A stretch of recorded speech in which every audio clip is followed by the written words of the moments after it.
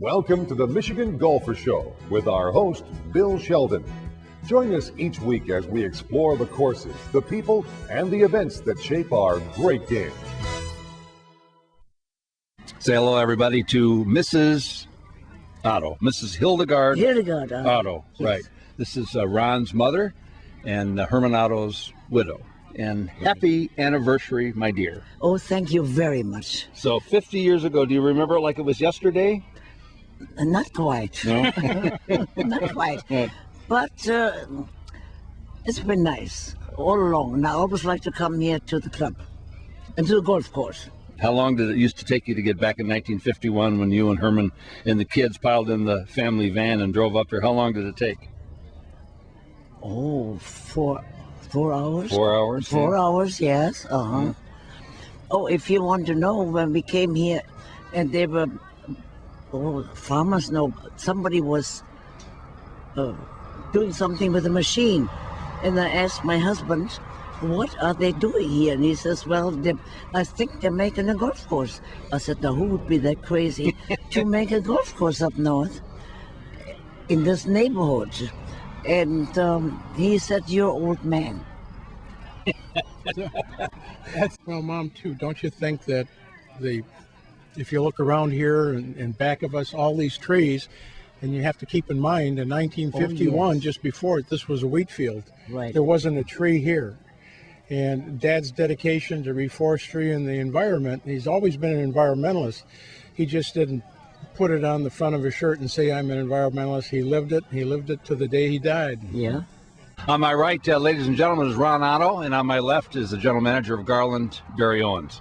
50 years ago today, my friend, back in 1951, I mentioned earlier that in 1951 it was 3 years from Arnold Palmer turning pro. Did you ever think it would ever come to this? Never did I ever think it would come to this. Well, quite frankly, when Barry, not too fresh out of college, and Ursula, and we ran that first year out of a mobile home, the ruins, the smoke almost still, you could smell it from the last fire. It was a terrible fire. At that point, we really weren't thinking about where it is today. But I'll tell you, by the second year, and we saw the demand, and we really worked and planned, and then we could see what was going to happen here in northern Michigan, and we had to grab our position. You know, I remember when I started here back in 1986. You were a wee lad. I was a wee lad, had more hair, and but you know, it was kind of interesting. I had the opportunity to come to work for Ron, and very excited about it. And I remember that the presentation to me was that we were going to build a 28-room inn, and we were going to close in the wintertime, and we were all going to go like to the islands.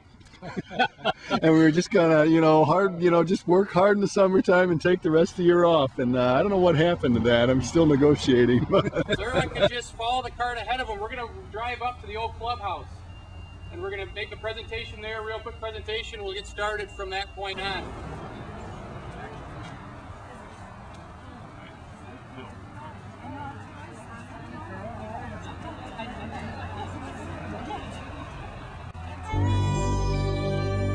Legends beckon me to follow in their steps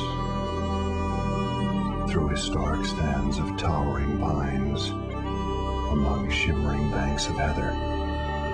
Visit www.michigan.org for information about Michigan golf packages and courses. Legends beckon me to play forever, and I follow them to Michigan.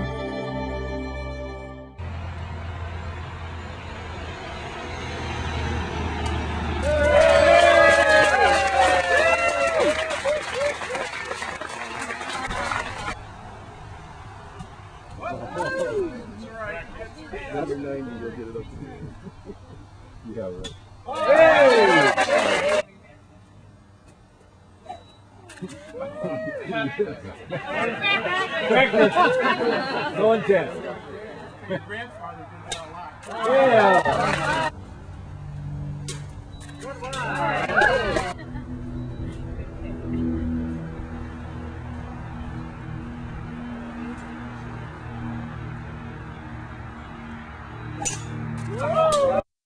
With me now is Dave Longfield, the superintendent of grounds. Is that correct? Close enough, Jim. 22 years, Dave mentioned to me earlier. You've been associated with Garland, the Otto family. Mm-hmm. Yes, I have. Happy anniversary. Right. I remember several years ago when Garland was the host of the Michigan PGA Championship. I remember the executive director at the time, Ken Devine, walked around and he said, I think this is the first time we ever had a tournament up here where we didn't have any ground under repair. And that's because of this gentleman right here. Right. We had, that was our claim to fame, was no white paint. No white paint. Anywhere.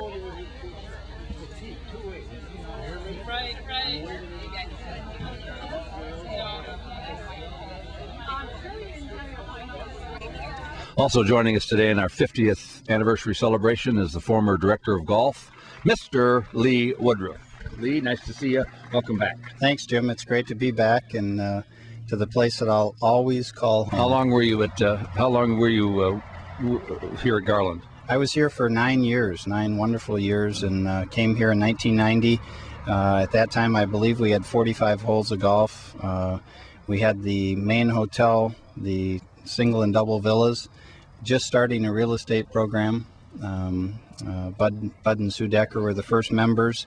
When I left, we had built the Reflections Golf Course, the Fountains Golf Course, real estate projects across the street with the golf cottages, and a lot of wonderful things. So I certainly appreciate everything Ron and Barry did for me, and they were wonderful mentors. I understand you were the first member here at Garland 40 years ago, Larry Beauregard. Is that correct? That's right. 1961, when the course went public. Of course, it was 9 holes. My aunt and uncle, my wife's aunt and uncle, were the caretakers for Mr. Otto. Do you remember what you paid for the membership 40 years ago? Yes, and I called up Mrs. Pinnaman this morning to kind of refresh my memory. I was thinking it was $100, but she told me it was $75 for the first one. And with me today is the mayor. This is Mr. Bud Decker, who was, I believe, the first property owner at Garland. Is that not true? That's correct, Jim. We bought a condo sight unseen back and put a deposit down in 1989. I remember the first time I met Bud, the mayor. I said, Mr. Mayor, what do you like about Garland? You remember what your comment was? Well, all I know is I love golf, and I think it was something to do with champagne. Absolutely, right. What he said was, we're Champagne people, and Garland's a champagne place.